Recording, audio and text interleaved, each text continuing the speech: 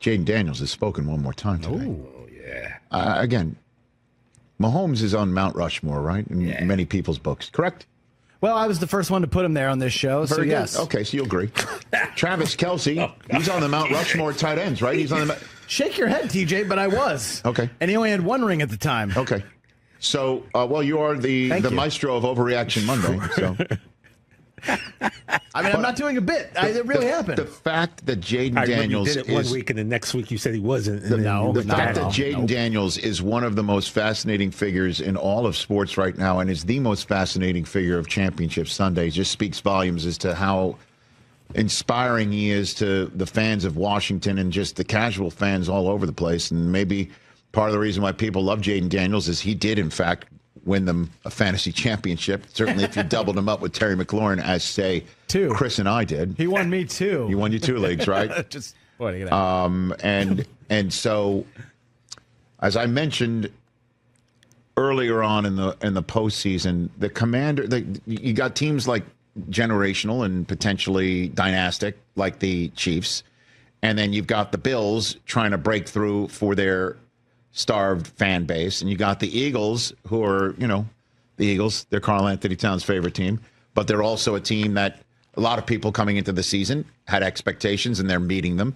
And then you've got the Why Not Us team, the team with a youthful exuberance where players don't know what they should know, which is like they shouldn't be doing what they're doing. And they're like, why can't we? Why not us? The underdog, nobody believes in us card, playing it. And they're not just sucking out on the river. They're just they're beating everybody on the flop. Mm-hmm. So Jayden Daniels was asked today, as he's about to head off to Philadelphia, to potentially become the first rookie quarterback to ever take care of the 1, 2, and 3 seeds in his playoff bracket, about being the underdog. How much do you enjoy this kind of situation on the road, kind of an underdog, and what do you think? Me personally, I just, no matter if it's a home or away game, I treat it the same. It's always good to have everybody tries to write an underdog story, but for us, it's just, we're just going out there and playing confident, we can compete against these guys, and that's a very good team. So there's nothing I take a little extra motivation. I'm already motivated to go into the game, regardless if it was week 2 or, the NFC Championship game. You seem to enjoy kind of going back with some of the Lions fans last week, though. Does that kind of get you a bit riled up? Nah, it wasn't even no back and forth. They're rightfully so talking. They're trash, and I didn't really say anything. It just kind of let my play do the talking. Mm-hmm. What does get him riled up? I don't know. Probably something dumb like video game. Yeah, or something. I'd like to, maybe somebody gets his order wrong in a restaurant. Probably not. Yeah. What is it? Somebody reclines a seat into his. That would do it for sure. Yeah. Well, he can fly first honestly, now, so that wouldn't even be a problem. Everybody, we're all in the media hunting and pecking. What pisses you off, man? What motivates you? Why are you so damn good? Why aren't you staring into the spotlight and shrinking? Why do you keep getting bigger? And the answer is, I don't know. I just like playing. Right? I mean, is that it? Right? Sure. I honestly think asking him a question of do you like being the underdog? People discount you, and he's just like, well, you know what? I mean, are we the underdog? That's basically what he's saying. But he's not, giving out bulletin board material in that regard, right? He's not saying, why do you think we're the underdogs? I mean, we've been killing people. We've been doing well. Have you not seen what we're doing? That doesn't seem to be in his DNA. It's just oh, really? And I know that you speak to any Commander fan, that they will regurgitate the mantra of anytime, anywhere. We'll go anywhere. Doesn't matter where we are. Doesn't matter who we're playing. Anytime, anywhere. That's him. Is he the best quarterback in the NFC? You can make the case. If he represents the NFC in the Super Bowl, how can you argue against it? Even if he has a great game and the Eagles still win. Who are the other great quarterbacks in the NFC? You put Jared Goff in there, right? Since Goff is... Yeah, MVP finalist. Right. You can put Dak in there? Well, I'm just about to try to make a point. Oh, okay. If you don't mind me saying. You could say it's Hurts and it's Goff And Baker Mayfield had an incredible season. 2 good years for Stafford. Baker. And Stafford. Didn't get a chance to play Stafford. But if he beats I see what you're doing. Yeah. Baker in his house, and then one and done's Goff in his house, then strolls into Jalen's house and beats him, who's to argue with what you just said? And then if he goes and beats Mahomes and Allen, then you could start talking about the best in the NFL at the position. Isn't this a little Come on now. guys? Like, come on. If he wins the Super Bowl, I'll put him in the top 5. Come on. But for 2024 season, how can you argue against what? For the whole year? Yeah. Why not? Okay. Let's just let him go into Philadelphia and see what we do. What he does first. So you're saying the best in the NFC, and you're saying if he does all this, the best in football. Yeah. If he goes on the road and beats Baker, the NFC South champ, who had a stupendous season. He did. Goff, NFC North champ, NFC regular season champ, MVP candidate, one and done's him, 15 wins in his house, and then goes into Jalen Hurts' house and takes care of the Eagles in that house, and then goes to the Super Bowl as the first ever rookie quarterback and wins that against Mahomes/Allen? Come on. Yeah, of course. Okay. All right. Well, Then let's put it that way.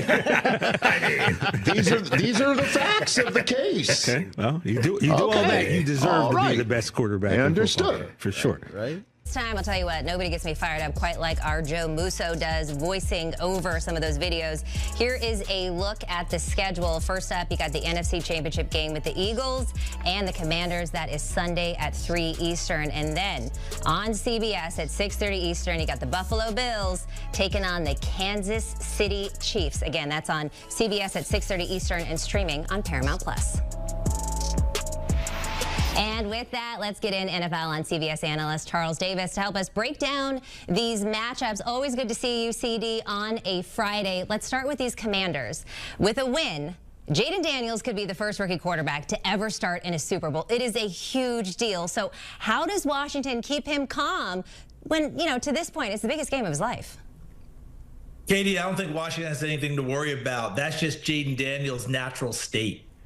I was just so struck when we watched him in the last game at Detroit, and our brothers and sisters over at over at Fox who had done the game, they kept flashing him on the bench. Partner Kevin Burkhardt at one point asked, does he even have a pulse? I don't worry about JAYDEN Daniels. Washington doesn't have to do anything different. Dan Quinn doesn't have to put his arm around him and talk to him. That's who JAYDEN Daniels is. And that works quite well for Washington, his calmness. Yeah, I mean, he's never met pressure or a blitz package that freaked him out. So even with Vic Fangio and those guys coming at him, I'm not worried about him as well. Now, to the other side, Jalen Hurts coming into the showdown, well, for lack of a better word, hurt, right? Fresh off completing concussion protocol ahead of the playoffs. Hurts was injured in the divisional round against the Rams and will be fighting through a left knee injury against Washington on Sunday. So how do the Eagles get the most out of their star quarterback?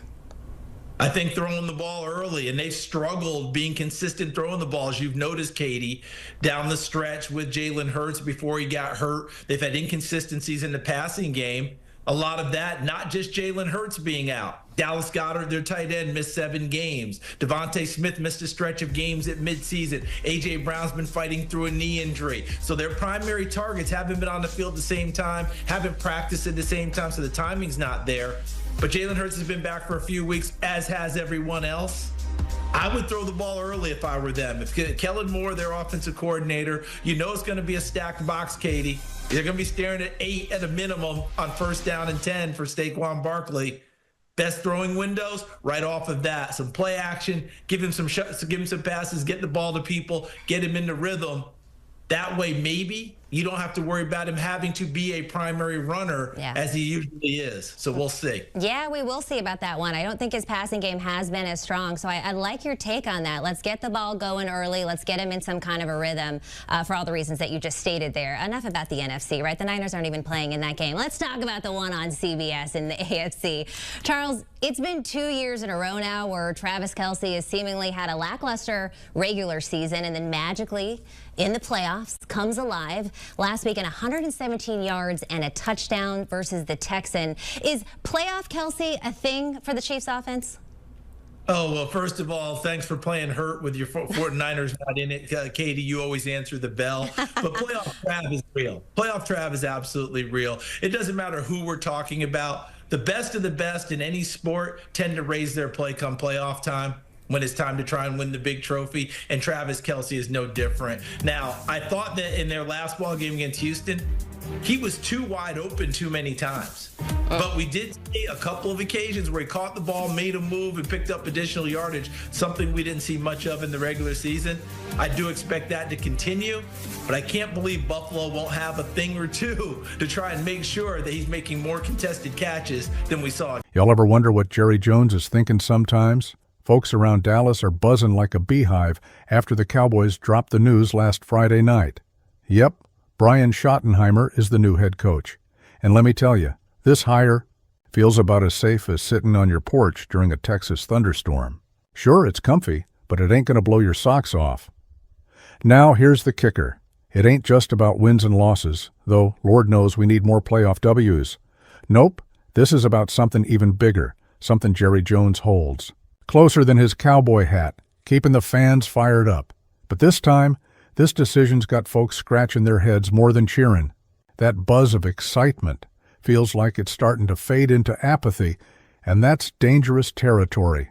Schottenheimer's name had been floating around all week, and when it became official, let's just say Cowboys Nation had some opinions. Sure, there's some anger, heck, some straight-up frustration. But here's the thing. Jerry doesn't shy away from it.